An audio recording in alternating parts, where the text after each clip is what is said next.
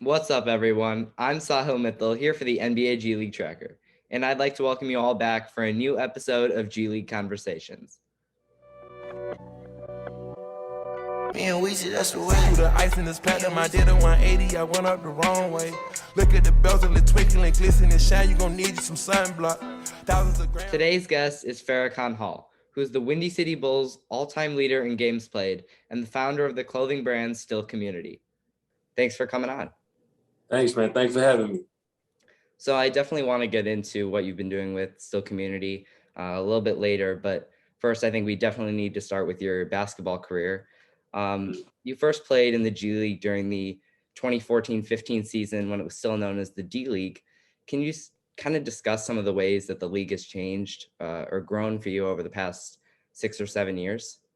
Yeah, man. It grew a lot over those past 6-7 years as far as the care for the players and how much, actual development really mattered for all players, not just the guys who come down from the NBA. Back then, when I first went, we didn't even have a weight room to work out in. So we, when I came to Windy City and I played for Santa Cruz, by the time I was at around 2017, 2018, teams were starting to implement, regular weight room schedules, and better amenities as far as like your stay, where you stayed at, was a lot better than what it was like back in when I first started. Do you have any like crazy stories or anything that was kind of out of place during your time, maybe even in the D League? Out of place? We had to drive a bus from Rio Grande Valley all the way to Iowa and play a game that day. In one day, you had to drive all the way up and then play? Yes, that was an 18-hour drive. That's crazy. Drove 18 hours. It was a sleeper bus, but when you lay on a sleeper bus, like when you're trying to sleep, like it's got the beds, but the whole time it's shaking. So it's hard to fall asleep. So we ended up just being up here. We had to play the game the next day. The game was like one of those midday games. So it was crazy. But I think we still won. Yeah, I got plenty of stories. I played in the G League for like 4 years. So, Yeah, like I mentioned earlier, you're the Windy City Bulls all-time leader in games played with 125 games over 3 seasons. Do you have any memorable moments or just overall favorite parts about playing with the Windy City Bulls? Yeah, man, definitely. I can just the teammates that I met, and from learning the system of how to play there, of what they were looking for, and just the relationships that I made while being there. I think they'll last a lifetime. I really respect the Windy City Bulls organization because of the opportunity that they gave me to play there. And as far as memorable stories, I can't like pinpoint any one thing. It just was like the times where we have a packed crowd. People come out and actually watch us from the area. Those were great times. Like we would work out, we would practice down the street at the local rec center. Get into the gym and all the crazy snow at home games and stuff like that. Is like I miss it. You know what I mean? Like I really appreciated that about that area. I would go and eat at the restaurants and it's just like that type of thing. Like being on schedule, being on the schedule and taking the trips in to go and practice at the Bulls practice facility, the Chicago Bulls practice facility. Just those. I met many guys, and I got to be friends and make friendships with guys that play in the NBA. Well, Alfonso McKinney would probably be like one of my favorite guys that I met through that time, and we still keep in contact today. And it was crazy because when I came to the team,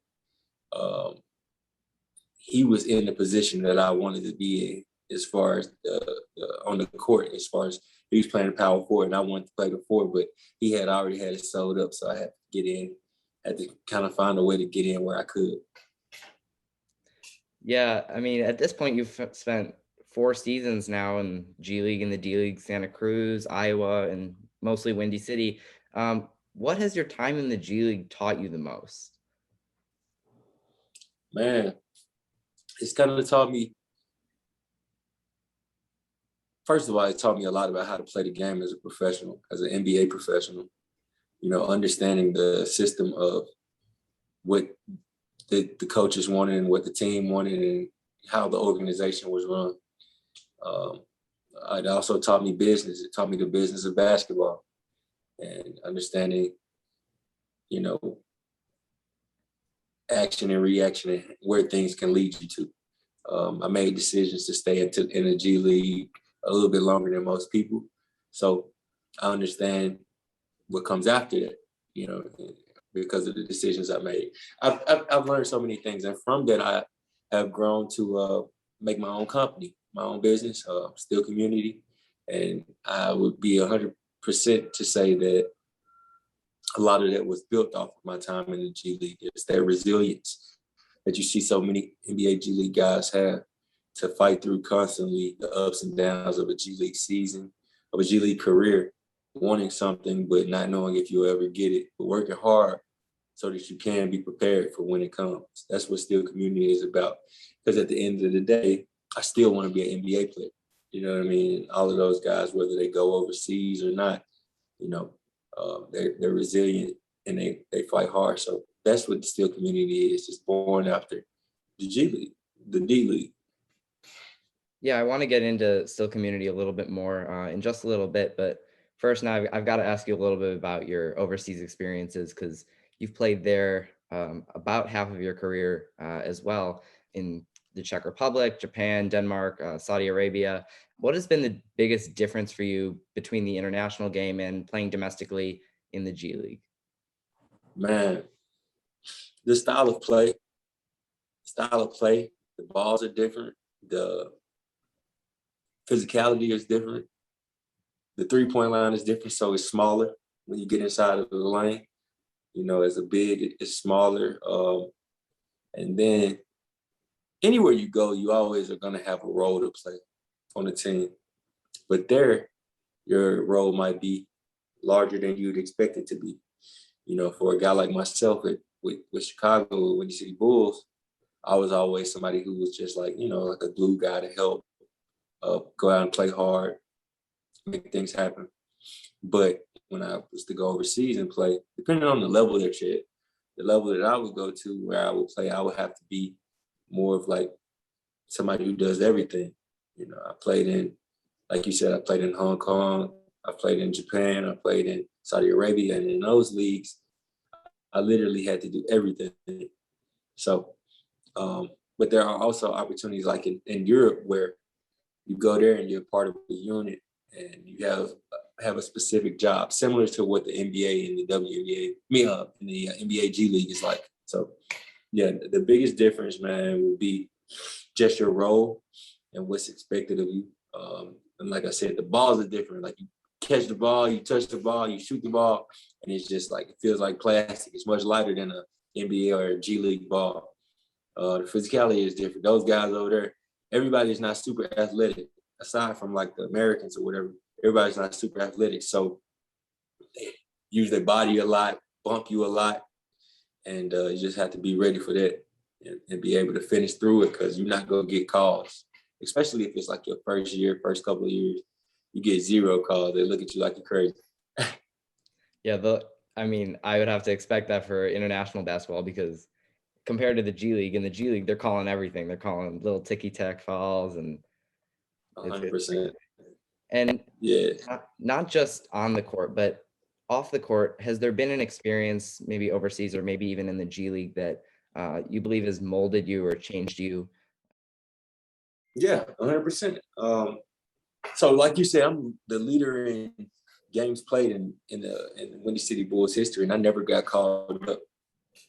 So that's a lot of rejection. That's about 125 games worth of rejection from what you really want. You know what I mean? So dealing with that constantly has it's either I was gonna become somebody who accepted failure, or I would continue to work hard and say, I'm not gonna accept failure in anything that I do. I'm gonna go forward and I'm gonna go and get success. So that's what it made me into. It made me into somebody who's gonna go and get success. That's what's come out of the G League for me. Um, and that's for a lot of different guys. I mean, it's disheartening. It can be disheartening playing in the G League. You know, it can be something that pushes guys in the wrong direction in life just because of, you know, how many hopes and dreams guys have as far as wanting to play in the NBA. And then once you make it into the G League, you're like, I got a chance. And all your family thinks like, oh, you got a chance, like you're gonna make it happen. And then it don't happen. So it's like, what am I gonna do in my life now? Everything has been basketball. But me, I've been able to twist it and use that as motivation. And like I said, start my own company, Still Community. Would that be your advice for future players who are going to kind of go the G League overseas route, maybe bounce back and forth to turn that like adversity more into motivation? Yeah, 100%. That's all you can do. Like every day, use it. You know what I mean? Document it. You know, write it down for memories, but turn it into motivation somehow. So my story is when I went to Japan in 2017 to play after my first year in Windy City. And I was over there, and the whole time I just wanted to make it back to the G League to go try to make it to the NBA. I was over there for 10 months, and every day I would be going through it, hoping that I could get back, like work hard enough, and I want to get back. So I started drawing and sketching stuff out, logos and stuff like that. And that's how I came up with Steel. But I put it on my wall, and it was a reminder to me that I still wanted to be, you know what I mean, in the States, playing in the G League, and I still wanted to be an NBA player. So I worked hard every day, like that was my goal. You know what I mean? Like it just made me keep that direction. So whatever reminder you have to have, that's what I would do for, you know what I mean, for younger guys coming into there, just to keep their focus going forward. What do you think is next for your basketball career? Do you see yourself like continuing to go overseas or staying in the G League to try and get to the NBA? Yeah, I'm not really sure right now. You know, with having the G League bubble season, I didn't participate in that, which is fine. I went over to Argentina and played for a little bit, which was good. It was a good experience. And man, then I came home and I just been working on my brand. I love to play. I still go and I play and I work out, but depending on the opportunity. So the way that it works, man, when you put so much time in the G League as I did, you know, it's like teams in Europe and teams overseas looking and wonder, like, I wonder why he hadn't come over here yet, why he hadn't come overseas. And then from an economic standpoint, financial standpoint, they offer you low money to go to to come to a team over there. It might be a good situation, but you'll take low money for the first year, maybe first 2 years, and then from there you see where you go. With me being 30 years old, it just would happen to be the right situation. I'm excited about my life going forward, and just wanting to be able to provide for my family. I sacrificed a lot playing in the G League for so many years, where I could have accepted opportunities for good money. Instead, I went after my dream, which was to play in the NBA. And I'm just at a point where, like I said, it has to be a good opportunity, financially as well as playing wise, on the overseas team. All right, so now I want to launch into Still Community, your clothing brand that you recently started. I know you mentioned that you started sketching some stuff in Japan. You started coming up with some ideas in Japan. When did you really turn those just ideas into a reality and started kind of like developing the business? Yeah, so it was funny because I had always kind of had like a business mind, only because playing in the G League, one of the things that you have to, you know what I'm saying, you have to manage that money. and you have to make the best of it. Now, I knew that I wanted to play there, but at the same time, I needed to make money. So I was always in hustle mode, always in business mode. So I would always have like small business endeavors. So that was the spark of me wanting, because I have a daughter to take care of. I had things I had to take care of. But when COVID came, they shut down the season. They gave us the opportunity to take a course for fashion, basically, through Parsons and Yellow Brick, collaboration with the NBA Parsons and Yellow Brick. And I took the Streetwear Essentials course, which basically taught you about about marketing, about just about building your own brand, your own clothing brand, and taught the history of all these different streetwear brands. I was interested because I've always been interested in fashion and clothing, and that's where I started my own clothing. That's when I really started. I started studying and learning what it was to be in business, be an entrepreneur in that lane. And I took the course. It took me about 6 months. Finally passed the course, and from there, I launched my own line. So when you released, I believe it was your first line back in May. It was a collaboration with Nurturing Black Minds. Can you talk about what went into the starting point for your brand, and just discuss a little bit about the collaboration? Yeah, so the reason we're called Still Community, the community aspect is the most important thing. You want to make sure that you bring people into it and feel like they're a part of something. So that was a big deal for me. So the first release that I wanted to do was going to be bringing the community together in a sense where I'm giving back. Even before I've even made anything, most people, when they put out something, they want to make money, and they don't want to have to divide their money and give it away. They want to automatically reinvest. So for me, the reinvestment is into the community. So with our first launch, let me see if I have a shirt here. I'll show you. Our first launch right here. It is this is my personal shirt. I wear it. That's my foundation logo, Still Community Foundation. And this is the Nurturing Black Minds logo right there. On the back, we have, it says Spring Summer 2021, Memphis Made. And it says, we understand the importance of mental health and have partnered with Nurturing Black Minds, a nonprofit organization providing the necessary tools and resources to support mental health awareness within the Black community. Your purchase helps support and inspire Black youth to dream and pursue their passions with purpose. Okay. Yeah. So this side, it says Still Community here. I was like, that's Still Community and Still Community. And you can check out check out our website, check out the Instagram at Still Community. And the website is www.stillcommunity.com. And we have the About section to tell you all about it. But basically, to jump out there, I wanted to give back to a nonprofit organization in the city where I'm from. Yeah, I think it's definitely interesting that athletes nowadays are kind of stepping into different passions outside of their respective sports. I mean, so many athletes are going into clothing lines and different business ventures and giving back to the community. Why do you think that shift has started to happen now over the past few years? I don't think that it's just happened in the last few years. I think that it's more magnified now, that people can see it because we have social media. Everybody has their own platform.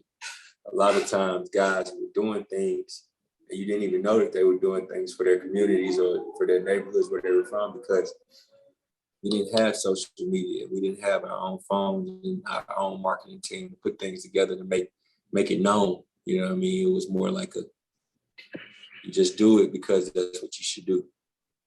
Yeah, definitely.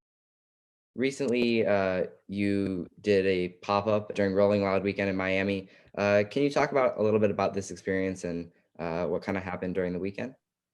Yeah, so I was fortunate, and I got the opportunity to partner up with Overseas Fits, who is like it's basically an Instagram page who talks about overseas basketball players in their outfits, kind of like League Fits does, but it more so highlights guys from overseas. So I partnered up with them, and we got into we got a pop-up shop there in Miami. It was on Lincoln Road, which is like a strip that people walk around like and shop at. And we had a bunch of friends come out and a bunch of people come out and show support to the brands. There were multiple brands there, about 5 different brands, all guys who basically played basketball and created their own brands. And it was good. It was good traffic, and it was good for networking and just, meeting different people and introducing brand and growing the brand awareness, nationally. For me, I'd like to grow throughout the Southeast. Living in Dallas, I want to have my own store here in Dallas. So I'll do pop-ups here. I'll do going to different sneaker expos in the next few months through the fall, and like setting up shop at those different sneaker expos, have people come and just grow my brand awareness from there and continue to grow. Well, I was just going to ask you about where you're going to be taking your brand next, how you envision growing. But besides just doing different things to grow, what can we expect in terms of product from the brand in the near future? Yeah, so for about a year now, I've been working on one particular rollout. It's going to be called Lifestyle, and it was what we call like still stories.